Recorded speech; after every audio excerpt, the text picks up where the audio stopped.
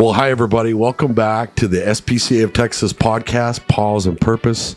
We are back today after quite a long little hiatus. We've had a lot of things going on in the office. We had some vacation time. We had someone had a baby. Had a baby. Well, your wife had the baby. Well, yeah, you're right. Yeah, she had. He was part of it. Right, totally. I did my part.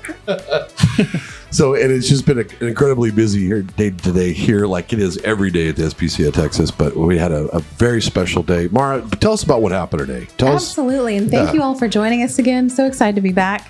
So today was the official cornerstone unveiling for a beautiful new campus, a new building expansion here at the SPCA of Texas. We have a whole, I just want to give y'all a link straight to where you can learn more about it. spca.org/Care Unleashed.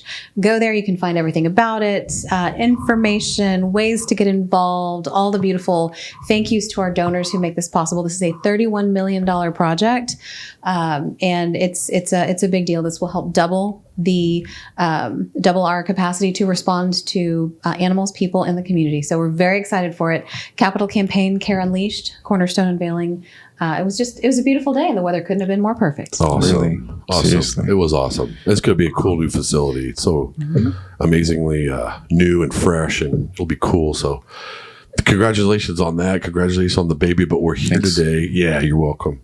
We're here today to talk to the SPCA Director of Lifesaving Operations. Her name is Sheek. Sarah, welcome to the show. Thank you so much. Thank Hello, you for everybody. thank you for coming. Thanks for having us let you come on and be with us. Get safe. We're so excited. We've been doing these for a while now, and we're always looking for somebody who could come in and give us insight into their job, into the organization. And you've been here. How long have you been here? A little over a year. A little over a year. It seems like 5 minutes. It's just things go so fast. It does. It's wild. But you just came in and integrated yourself, and we're so pleased that you could take some time out of your schedule. We know you're busy, and to talk to us and kind of tell everybody about what your job is and who you are, because we like you and we're so glad you're here. So Thank you so much. You're Yeah, I'm welcome. excited to talk with y'all today. awesome. Yeah, well, Awesome. kick us off. Tell us a little bit about yourself, what brought you here. Tell us about your background. Sure, absolutely. So my background is actually in social work. I set out after college thinking that I would work with humans in human services for my career. And I did that for the first 7 years after getting my master's in social work. And then I moved to Dallas and took a beat to figure out what was the right organization for me, where I was going to fit the best. And in the meantime, decided to take a job at Dallas Animal Services as their volunteer coordinator. And then I fell in love. I got hooked into animal welfare, as I know so many people have that sort of stepped into it sideways, and realized that this was the work that I felt the most fulfilled doing, that I felt like I was having the impact that really kept me going and motivated me. So I stuck with it. I worked at DAS for 4.5 years.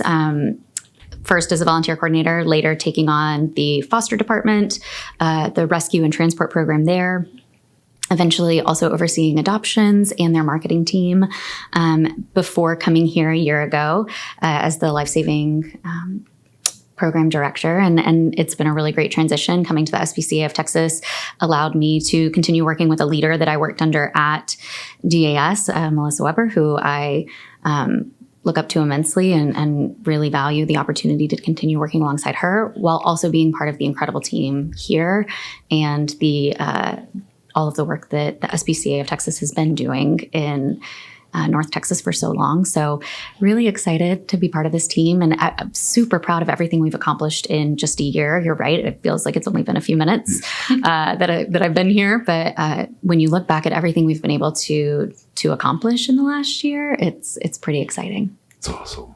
So, Sarah, do you have early memories of loving animals, or did that come like later after you joined DAS and SPCA? Always loved animals. That's certainly why it felt achievable to step out of the work I had been doing in human services and into an animal shelter, even though it wasn't what I thought my passion would be or where I would want to stay for my career. It felt super achievable because I was like, oh, well, I grew up with animals. I love pets. Had a dog and a cat at the time, and had gotten them both from rescues. And so I was like, oh, this feels like a natural fit.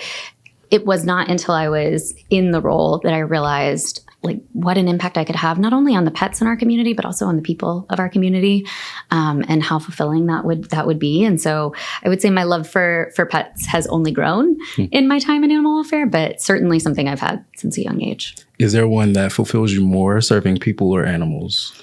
Ooh, that is so hard. I do feel like they just go hand in hand. Yeah. I think that as people, we are so taken care of by our animals, and it fills us up. And I think everyone deserves the love of a companion animal. And so being able to provide that for people is obviously benefiting the pets. But we can't build a better world for pets without people. So if we're not taking care of our people, I don't know how we ever expect to save all of the animals. It's symbiotic, isn't it? It is. Yeah, It truly is. Yeah. Well, my mind just racing now. Tell us about your pets. Do you have pets? I do. Tell us about your babies. Yeah. So right now we have our cat, Evie. She was adopted from Paws, Chicago. And a dog, Tilly. She's our oldest girl. She's just over 10. And we got her from Felines and Canines in Chicago. And then I have Frankie, who is just over a year old, and I actually adopted her here shortly after starting here. And she is, oh my God, she's a handful, but we love her so much. And right now we're fostering for the SPCA of Texas. I have a foster dog named Jane. She's 5 months old, and she just had an FHO, orthopedic surgery on her leg, and she's recuperating from that. Right now, she is going to be adopted by someone else, but I'm hoping I can change my husband's mind on that. Femoral head osteotomy? Yes. Yeah. So she was hit by a car. That's why the SPCA of Texas originally took her in. Sweet girl. She was at another shelter, and they were looking for a shelter rescue that could take on her orthopedic surgery. So she came here. She quarantined in my house after being exposed to some illness prior to coming to us. And we completely fell in love with her. So we decided to commit to being the home that would take her through her recovery from surgery. That's so awesome. But yeah, they went in and they took the femoral head off. Bodies are incredible. Her muscles will basically grow stronger to replace that joint, and it will mean that she gets normal movement throughout life. She won't have arthritis in the joint where that break originally occurred. She'll be able to operate like a perfectly normal pet. And keep the leg. And which is keep the fabulous. leg. Should I get that surgery? Because I'm already feeling it in my hip. I got a hip issue going. So. I'm sure we can find somebody to take that out for you.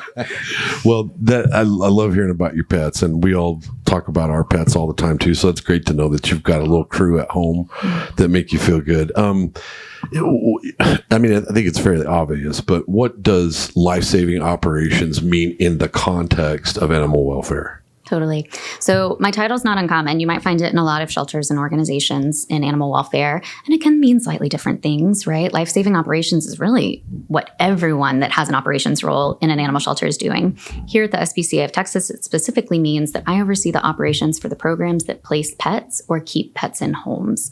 So I oversee the adoptions program, so finding new homes for the pets who can't go back to their person, and the foster program, which supports our capacity. It's a shelter outside of the shelter. So it allows us to impact more animals until they find a home. And of course, sometimes they find a home with their fosters, which let's hope that that's what happens to Jane. I also am over our rescue and transport program. We have the largest cat transport program in the country, and a small dog transport program that works to get pets out of Texas. And then, of course, our Pet Resource Center, which I think is some of the most important work we do. We don't want pets to enter the shelter. This is an incredible facility. We have an amazing team that takes great care of the pets, but it's still a shelter. This is not a natural environment for an animal to be in. It's stressful no matter how great we are at taking care of them. And so anything we can do to keep pets out of the shelter and with the people who already love them is really important work. And so I am super grateful for the opportunity to be part of that program. And you've been in animal welfare for about how long now? I joined DAS in March of 2020, so it'll be 6 years in 2026 in March. So do you ever find yourself like, I'm still learning? Like, I'm still learning.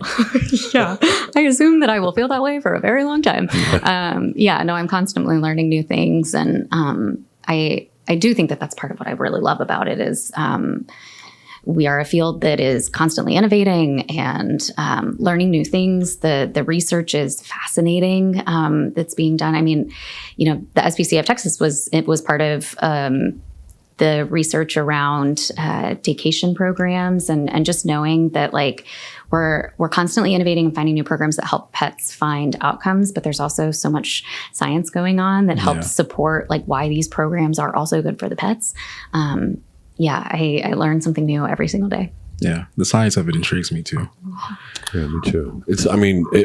And I think you two worked together this week on something. It was with the cat diversion program. Right. Yeah. Would you kind of just briefly tell us about that, what that means, and how that's kind of easing the burden on the cat population here and everywhere else? Yeah, so we are currently doing a pilot program with Dallas Animal Services that is being funded by Best Friends Animal Society. And really, it was born out of a conversation with the team at Best Friends. They came to us and asked what we thought that we could do to better support Lifesaving at DAS, help close that life-saving gap. And, there are a lot of great organizations, us included, that are taking dogs out of DAS. But cats, there's a larger life-saving gap there. And they were really looking at an organization that could get in there and try to help solve for that. And, we already talked about our cat transport program is so incredible, and we have a lot of really great cat programming here. And so we were specifically looking at how we could help with cats. And we tried to think about how they could divert cats over to us without increasing the burden on their team, which of course they are already often drowning in the need in the community, which is totally their purpose, but there are limits to what they can achieve with the resources available to them. And so that was hard. And we tried to figure out how we could like get over there regularly, and nothing was really, really clicking and making sense. And one night I was out at dinner with friends, and it just kind of like popped in my head, like, what if we just had someone there? Like they wouldn't have to be the ones having the conversations. There would never be any type of, implication that they were failing in any way by not routing people to us. There's no additional burden on the community to have to go to a second place. Like this could just solve a lot of the problems. And I texted our regional director from Best Friends, Sophia, and said, like, what if we did this? And she got back to me right away and was like, I love that. Figure out how it would work, send it to me. And so we typed up a proposal. She funded this pilot program. So starting at the very end of August, we had a person over at DAS 5 days a week during their open hours. And it's a cat help desk. They are the first person that anybody who walks up with a cat talks to. And Yessie is our feline life-saving specialist who's over there. She's incredible with people. She's bilingual, so we're able to serve our Spanish-speaking community equally with our English-speaking community. She educates people on community cats, free-roaming cats who really are happiest being outside, but the resources that are available to keep them healthy and keep them from reproducing when we put them back. She is able to divert cats that can come into our program and kittens that can come into our program. And she also does a really great job of recruiting finder fosters. We know that regardless of the shelter, kittens are going to thrive best outside of our walls in a home where they're not exposed to illness. And so we send people directly home with the kittens with supplies. She's already vaccinated them, and they have an appointment to come back here for additional medical treatment. And then once they are old enough for adoption, we get them altered and adopted out. You wear a lot of different hats over the PRC, over the life-saving operations, and probably even way more than I even know about. So what are some of the biggest challenges you and your team face? We love when things go right, but when things don't go right, how do y'all face those things? Yeah. So, we have an incredible team here. Everyone is so dedicated and so passionate and so willing to chip in when things are going wrong. But I would say that the biggest challenges we face are not even the problems, because we are a very equipped team. Like, we are able to respond to things that go wrong. I would say some of us thrive in that space. But I think that the biggest challenge that we face in our work is, there's two pieces. One is when we're talking about like adoption and foster, It's reaching that right audience. We know that there are enough households in Dallas that are going to be looking to add pets to their home in the next year, that every pet that comes into our shelter could find a home. The problem is they're not just looking at us. They're also looking at breeders and pet stores. And so finding ways to better reach that audience when we are up against like puppy sale websites that will allow you to check out from the comfort of your couch at any time of day in 15 minutes flat and then deliver the puppy to you. So we got some stiff competition out there. So making sure that we are marketing ourselves appropriately and adding the benefits that our public is looking for when they're adopting, so that they choose us over the convenience of those types of websites, can be a challenge. And of course, with fosters, making sure that we are making fostering accessible and helping people understand that really, regardless of your background, your skill level, your household setup, or your time frame that you have to give, there is a way to get involved in fostering. It could be just taking a dog out for the day. It could be taking a dog home for a couple of nights. It could be keeping a pet until they find an adopter, however long that takes. There are ways to slot yourself in. And so just making sure that we're getting that message out there, that we're saying it consistently, that we're adapting ourselves to be easy to access, removing every barrier possible. I would say that's some of the most challenging work that we do. And then on the pet resource side of things, keeping pets in their home, I think once again, messaging becomes kind of the big challenge. Is how do we get to people before they're at a breaking point, before they're at a crisis level where we can no longer intervene?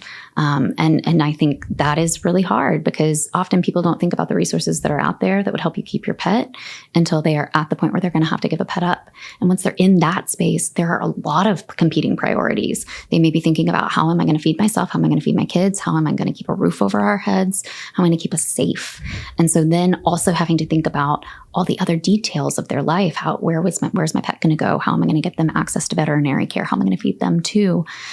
Certainly, it's top priority for most, but they may not have the mental space or the time to trace down those details of where they get the resources until it's too late. And the only option is give the pet up so that I can keep myself safe and healthy. And I think I'm going off on a little bit of a tangent here. So go for it. That's what we're here for. I think often we'll hear people say, and we can be guilty of this. I hear people in animal welfare say it all the time. Like, I would sooner sleep in my car than give up my pet. And sure, but how many of us have actually been in that position?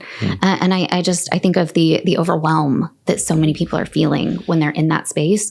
And so finding ways to make sure that we are getting that message out there before anybody hits that point and has to consider giving up their pet is so important. And that's the hardest part. That is the hardest part, is making sure that we've communicated appropriately, that we've created programs that are accessible. And that involves constantly changing, because our world is constantly changing.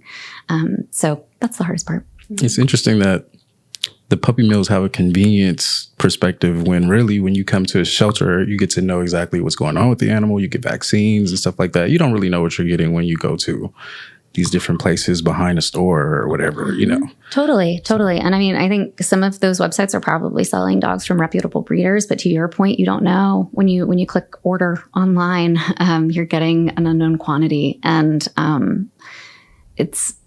I think the bigger issue is really that there are just so many pets out there that already exist and need loving homes. So it would be great if we could prioritize those, but... Well, I just want to add too that my in-laws are animal fanatics, as we are, and my mother-in-law sent me a news clip the other day that the state of Colorado has outlawed puppy and cat sales in pet stores.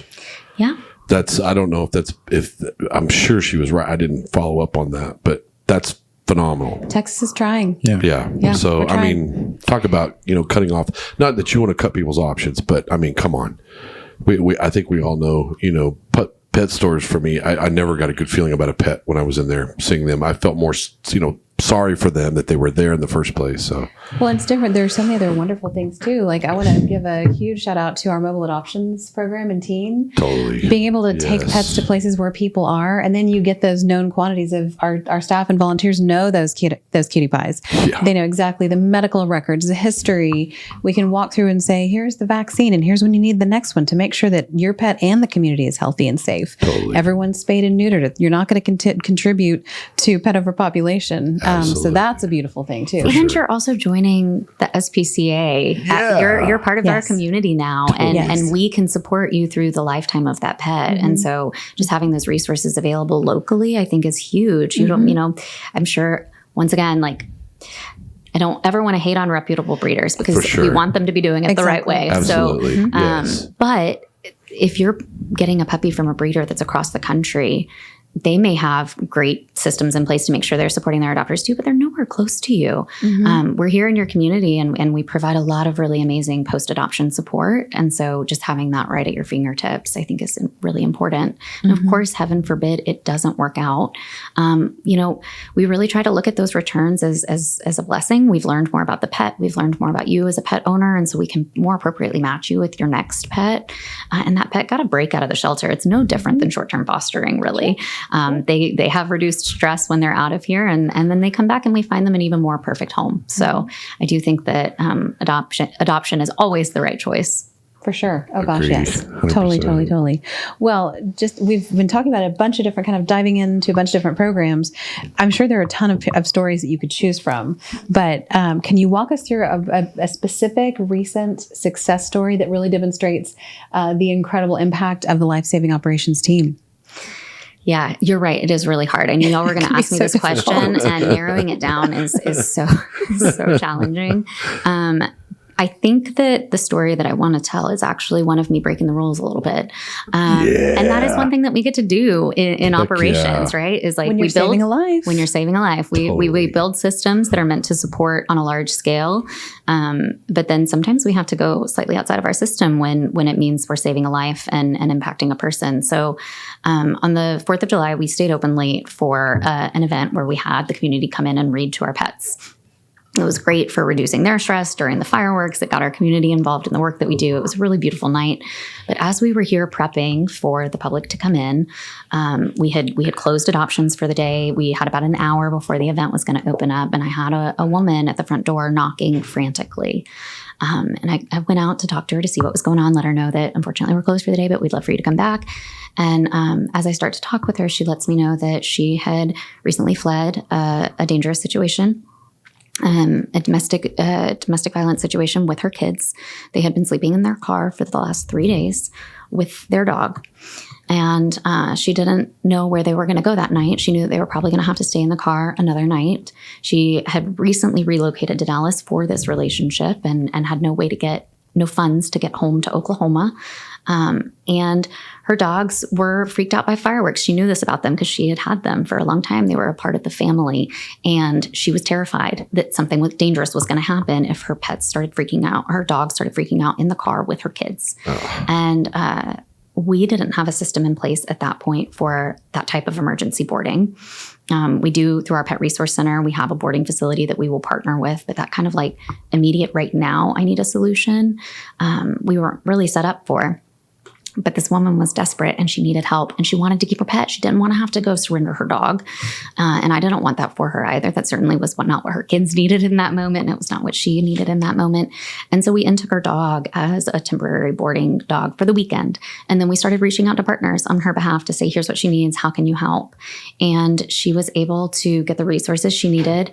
We ended up boarding her dog for a few days until we could reunite them. She came back and got them and was able to return home to Oklahoma with her kids to a safer situation. And it was just so beautiful to see this family not have to be torn apart. This woman got the comfort of knowing her dog was being taken care of while she got to focus on her and her kids. And it worked out great for everyone. It's something I wish we could do for anyone that finds himself in that situation. And of course we can't. If we had to do that in every situation, we needed a whole nother building. Our expansion wouldn't be enough. But it did prompt us to really start focusing on how can we build out a safety net foster program.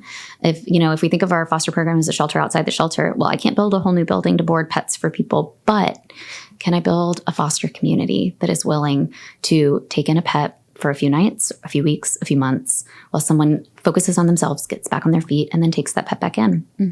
And I think sometimes when we start down this path, this conversation is not a new one. Lots of shelters have been successful in implementing programs like this. But you hear well, if they can't take care of their pet, shouldn't they just give their pet up, focus on themselves, and then they can always readopt one day?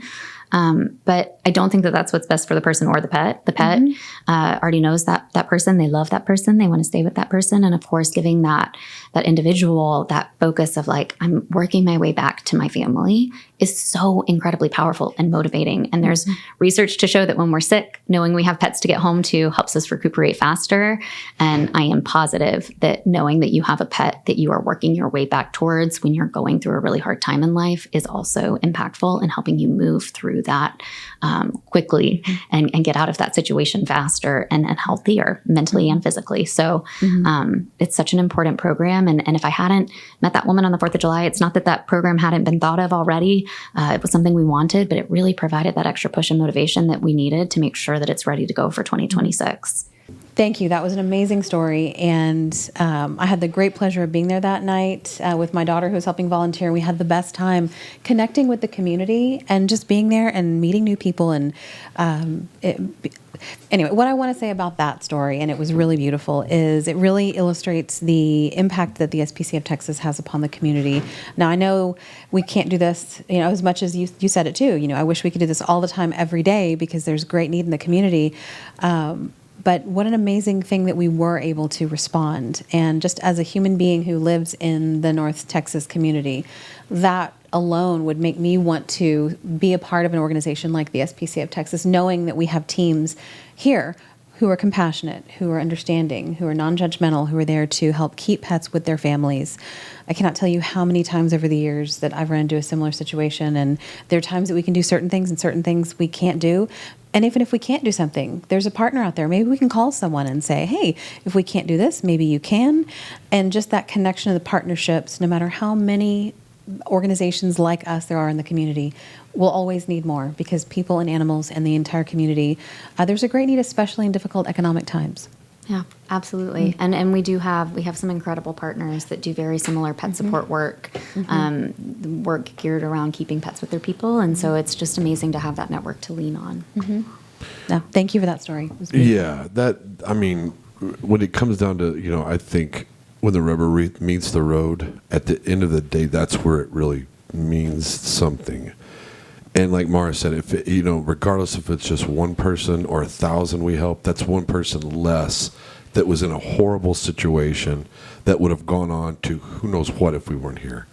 So I just think that's awesome. Thank you for sharing that too. And I'll back you up. Sometimes I speed home to get to see my dog. Don't speed. Oh, I speed fast. Not. I don't break the speed limit, but I go as swiftly as I can because I want to see my family and my pets. Oh, yeah. There's nothing better at the end of the day than pulling in the driveway and seeing those little ears. I have a glass door, and so I'll pull up and I'll just see like just 4 little ears, my 2 dogs at the door waiting for me to come inside. It's the sweetest thing ever. My wife will pull up, and if I'm home, I'll open the door to the garage, and they run out the garage, down the driveway, and meet her at the car. Oh, gosh. So sweet. And and then it's like children. When you come, it's that same emotional response. So yeah, that is lovely. Thank you for telling us that. And I wish we could just keep building on that, because I have such a good feeling about that. I'm sure we all do. But how do you balance the immediate needs, sort of the day-to-day, with what you just talked about? Obviously you've got competing interests all day long, as the whole staff does. How do you balance all of that, put it in perspective, and kind of spread your talent to all of the little things that need your touch every day? I think that's where being animal welfare professionals comes in, right? Like anybody can care about a pet and impact a pet's life, and we hope everyone will. What we are tasked with, working in animal welfare, is applying the best practices of organizational leadership to make sure that we are able to do both. We have team members who their sole focus is the individual animal in front of them. That's their role in all of this. And then we have team members whose role is to maintain an eye on the big picture and making sure that we're working towards those long-term goals that are going to save even more lives. And we have our managers and our supervisors in the middle that are tasked with straddling both. That are taking kind of that larger vision and making sure that it is filtered down to our frontline staff to make sure that they're taking care of the pets in front of them. And so I think that it's important that everyone is understanding of their role in that process. And I think my role is, as a director is to make sure that I'm taking the executive leadership's vision, creating the programs that are going to carry that vision out on a large scale, and then making sure that my managers are supported in breaking that down for their staff. And so, it is a challenge. There are times where I'm the one answering the front door and I'm the one that's breaking the rules. And that's okay too. That stuff fills my cup for sure. Not just breaking the rules, but being able to impact the animal in front of me. Yeah. I think you got to have that every now and then to keep perspective. But that's my job. My job is to be the one looking at the big picture and making sure that we're creating programs that work for the individual animals, but really building towards a future where we help even more pets. Hearing you talk about that, I don't know that it's breaking the rules. I think it's creating new rules. There you go. I like agree. that. I agree. I don't know, though. I do kind of like breaking rules. Yeah. Well, when you break a rule to help somebody, that's the best kind of break. Yeah, I don't think anybody would count it against you. Nah, no. And collaboration is key in animal welfare, as we all know. How does your team specifically partner with rescues, municipalities, and just the general public? Yeah. I mean, I've already talked a little bit about the incredible collaboration with Best Friends and Dallas Animal Services, so I won't go into that example. But, while we're on the topic of helping people and their pets, and I mentioned that there are other organizations in DFW that have pet resource centers like we do. One example of collaboration that we've used to help pets is that all of those organizations have come together to form a coalition. We meet on a regular basis to talk about where each of us are strongest. Reducing service duplication is so important in making sure that the resources can go as far as possible. And so making sure that we're not holding competing events on the same day, that we're thinking about where each of us are holding those events so that the services are meeting people where they're at. And then collaborating together, pooling our resources to put together programming or educational opportunities for people in animal welfare to make sure that we're connecting people with the resources they need. For example, earlier this year, we hosted, in collaboration with the coalition, we hosted a workshop here. It was a 4-hour workshop geared at educating animal welfare professionals on the housing resources available to our community, because we were identifying that a lot of people were coming to us because they were being evicted, losing access to affordable housing, or they were currently looking for housing but not finding housing that would allow them to keep their pet. And so we were like, all right, this is a gap. This is something that we don't really know how to educate people on. We know there are resources available, but what are they? And so we invited in a bunch of professionals from the housing world, people who were skilled in evictions or accessing affordable housing, who had housing programs, shelters with kennels. We had a bunch of people come together and lead a workshop that really provided us with a lot more insight into what we could do to help people who were facing housing instability. And I think that that's the kind of collaboration that really moves the needle. Mm-hmm. It was so impactful. Everyone in the room afterwards was like, we cannot wait for the next one. And so we're working now to put together one on food insecurity. Awesome. And I think that is a great example of when we're just honest with our partners about what we need, what we're good at and what we're not good at, or what we don't have the resource to do right now. We can put together brains and resources to really make an impact. Yeah, I've seen that in action. I mean, we're right here. DAS is right up the street, plus OPK. And it's like, you would think, me coming from marketing, I'm like, oh, they're all competing. But then you hear, no, we work together all the time. We'll send them this, they'll send us that. Mm-hmm. So it really is a community. Yeah. It totally is. I mean, literally just before we sat down together today, I was texting Sarah McGoldrick at Dallas Pets Alive saying hey, we're thinking about implementing this new software. I know you use it. Tell me a little bit about it. And she was like, oh, I can show you the back end. And I'm like, oh, that is so incredible that we have people that we are just a text away that are willing to share their knowledge, their resources, and their time with us. We are very lucky to be part of an incredible animal welfare community here in Dallas. So our new mission statement is creating a brighter future for animals, people, and the community. And that's a big step. Our old mission statement was very lovely. I'm not even going to say it because we're on to the new. But this is, to Sarah's point, this is about community. This is about all of us. And who is the community? Well, everyone we're talking about, every person, every pet, every organization, every So all of the above, as much as we can do. We are approaching our 90th birthday here at the SPCA of Texas. That's incredible. Yeah, we're founded in 1938. Oh my gosh. One of these episodes, I really want to dig into Emily Schuyler. She was a hoot, our founder, and all the wonderful families and supporters who have made it possible for us to be here, sitting here today. I was thinking of that earlier at the Cornerstone event. We had some of the families who have been supporters of the SPCA of Texas for decades.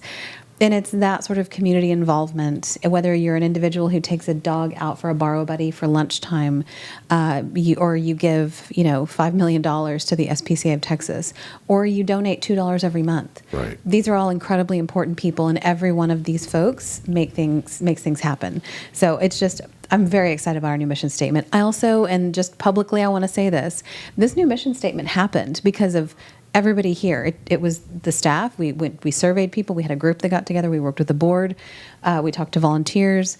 It was a whole organizational effort to really dig into who we are, who we have become, and where we're pushing into the future, to give us that space and that flexibility, but also really be specific and be very communicative with our community about who we are and what we do. It's our brand, it's our promise, it's what we want to deliver every day, whether it's staff, volunteers, et cetera. So it's just an exciting new mission. And so, yes, thank you for bringing that up, because I'm glad we can talk about it in this forum too. Mara, I think it's beautiful in its simplicity. And I think Sarah is the real life example of how that works. I mean, you can talk about it all day, but the real life thing is, the things that all of us do every day to directly impact an animal's life and a human, because they've all got humans attached. So, Yeah. Well, again, we're glad you're here, Mara. You talked about the mission statement. I know that we got a lot of things going on here at the SPCA of Texas. The whole month of whatever this month is full of things. We do. Well, this particular month that we're sitting here in October, we have a ton going on. But whenever you're watching or listening, we always have a lot going on. I want to definitely first let everyone know you can head over to our website, spca.org. And, got a little close to the mic there. So yeah, if there's anything that we have going on, you can head over to spca.org. You can learn how to foster, how to volunteer, how to donate, how to come see us at events. In October, we have a couple events where we're going to be at Subaru. We have Subi Fest on October 11th, 8 to 2. We have a mobile adoption at Sewell Subaru, 11 to 2. And October 12th, mobile adoptions at Pet Supplies Plus in Waxahachie, 11 to 3. We have a ton of really cool stuff coming up. Stay tuned. We are going to soon, really, I mean, it's almost time for Home for the Holidays. So our wonderful Home for the Holidays at North Park Center will start soon. That includes homes, the Bark and Build, doghouse and cat condo competition. Might be a cat tree too, not just condos. But that display is going on from the day after Thanksgiving through Christmas Eve. And we have all those dates up on the calendar. You can find your new best friend. You can bid to win a incredible doghouse. And y'all, most of these are meant to be indoors. I don't know that I'd consider They're these like works of art. Totally. They are. That's what I was thinking. They're built by the premier architectural and design and building firms in not just North Texas, but the country. It's a pretty spectacular and special event that takes place in North Park Center soon. So we have that. And then don't forget, it's almost going to be time for Strut Your Mat before you know it. So go to our website, check it out, get involved. It's an amazing Team Purple to be a part of. We sure hope you join us. Thank you, Mara. And I just wanted to say, for the record, too, we're just off the heels of a really fabulous North Texas Giving Day. Thank you to the community. And Furball. I Yes. mean, just two very phenomenal events, and the train keeps rolling. We haven't stopped, and we're not gonna, because we all love animals. We're just gonna keep on trucking, put our hair that's on fire out and just keep rolling because we love them. Just put it in a ponytail. Totally, yes. I wish I could do that. You guys all have that opportunity. Well, again, everybody, thanks for joining us on Paws and Purpose. We love doing this. We love having these kind of conversations because I would just want to say, personally speaking, I like them because we have time to kind of slow down for a moment and talk to each other, especially colleagues that we're not working with every minute of the day. It fulfills me, and it's so glad.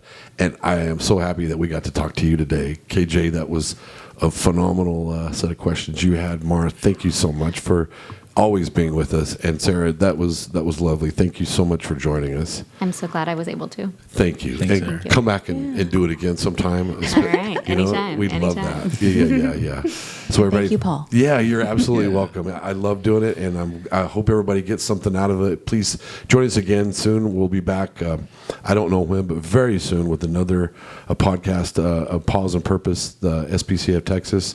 Thank you so much for joining us. Everybody have a great week. Thank you. See you later. And that wraps up today's episode. We hope you enjoyed the conversation and took away something valuable. If you loved what you heard, don't forget to subscribe, leave us a review, and share this episode with a friend. It really helps us keep the conversation going. Got thoughts, questions, or ideas for future episodes? We'd love to hear from you. Connect with us on social media. We're on TikTok, Instagram, and Facebook.